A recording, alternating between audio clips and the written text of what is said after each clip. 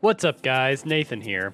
I honestly didn't want to make this video. I wanted to be bitching about the piss poor quality of the Dark Souls remaster, or even showing off my new, definitely not worse than KB, Power Siphon build.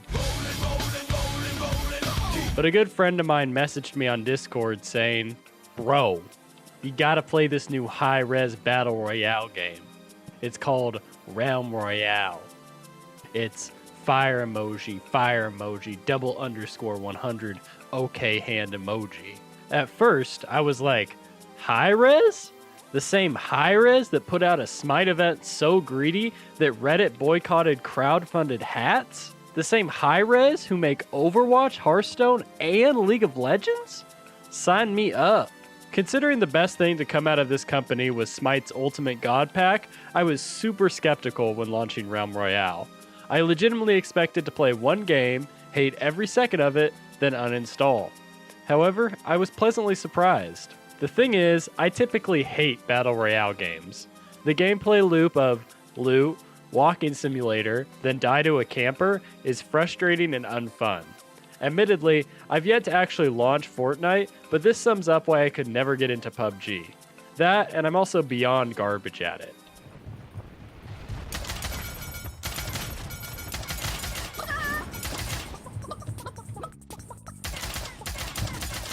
Realm Royale, on the other hand, was a breath of fresh air. Sort of. You still have that initial looting phase that I despise so much, but that's where most of my complaints end. So, without further ado, here are 3 concrete reasons why you should play Realm Royale. Number 1. It mixes up the formula. Realm Royale makes a number of interesting design decisions that make it feel completely different from your average Battle Royale game, so I'll try to cover them all here. The first decision is the class system. You can play as an assassin, engineer, hunter, mage, or warrior. While the classes don't feel super different, they do give you access to an interesting array of abilities. This is nothing too groundbreaking. Warriors have heroic leap, mages have ice block, engineers can deploy turrets, etc. But it does add more combat possibilities outside of pure gunplay, and it's not nearly as cancerous as Fortnite's building. The second interesting decision is the crafting system. It's extremely bare bones. You disenchant gear you don't want in exchange for a generic currency called shards, then you can use this currency to craft legendary armor, abilities, and weapons. Your crafting options are tied to your class, and you generally want to prioritize getting your legendary weapon as quickly as possible. There are 2 catches though that make me like this system a lot. You're required to get a kill before you can craft your weapon, and you have to wait 60 seconds for a forge to finish it.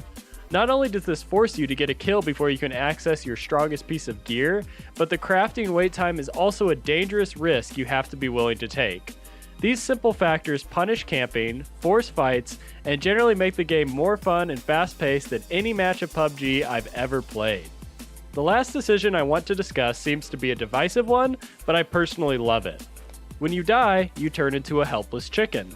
At first, this just seems like a silly take on the downed status from other Battle Royale games, but it's much more than that. For starters, you can actually move around at a reasonable pace and fit into places that would normally be too small for your human form. Additionally, after 30 seconds, you straight up come back to life, which means getting chickened after your squad fails you isn't an immediate death sentence. Lastly, you can only go into this state 3 times a game, which encourages tactical gameplay as your lives tick down towards the end of the match. Sorry that was a long-winded set of points, but the TLDR of it all is that Realm Royale makes some seriously bold design choices that are interesting enough to merit trying out, even if you don't end up liking them in the end. Number 2. It's in alpha. For some people, this may not seem like a reason to play the game. As someone who actively refuses to buy 99% of early access games, I totally get not wanting to experience a product until it's finished. However, unlike most early access games, this one is already completely functional.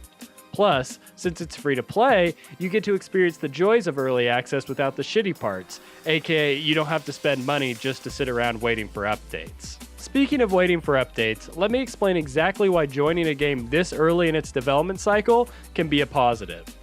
The game is already functional and fun, but you also get a front row seat to all of the new content, balance changes, and updates. This means that, more often than not, you will get to see new additions to the game every time you log in. Just over the course of this week-long review, Hi-Rez added solo queue mode and reworked the Forge craft timers. These changes may not seem huge, but you don't see that kind of update frequency with a finished game. Number 3. It's free. This is by far the most obvious factor for most people. Honestly, what do you have to lose by installing a tiny 4GB game? Plus, it's on Steam with no external launcher, so it's debatably less of a to-do for most people than trying out Fortnite for the first time. And when I say free, I don't even mean free to play. There is literally no monetization in the game at the time of this review.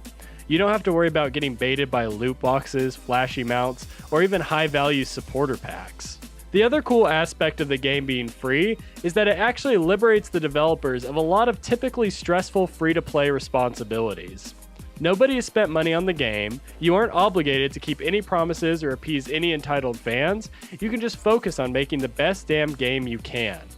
Knowing Hi-Rez, I'm sure they'll add silly cosmetics and bootleg Fortnite dance animations soon enough, but for now, the game is just a blank slate with no entry fee. So there you have it. The game is far from perfect and won't be fully released for a long time, but it's free and plenty of fun. It breaks rules and conventions that have been a part of the genre since the Arma 2 days, and it integrates fantasy elements in a way that feels totally fresh. It's too early to call it, but this might just be what a Battle Royale game needs to attract a new demographic, as well as provide an interesting change of pace for seasoned veterans. This has been Nathan, thanks for watching, and I hope you have a wonderful day. Thank you!